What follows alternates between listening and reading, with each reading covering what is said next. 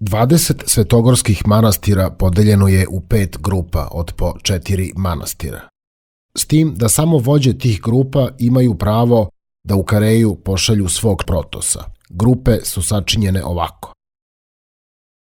U prvoj grupi uz Veliku Lavru su još manastiri Dohijar, Ksenofont i Esfigmen.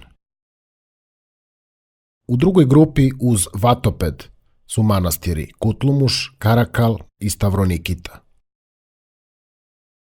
Treću grupu uz Iviron sačinjavaju Pantokrator, Filotej, Simonopetra. U četvrtoj grupi koju predvodi Hilandar, tu se nalaze manastiri Ksiropotam, Sveti Pavle i Grigorijat. U petoj grupi koju predvodi Dionisijat nalaze se manastiri Zograf, Pantelejmon i Konstamonit. Ova hijerarhija datira iz 15. veka i do danas se nije menjala.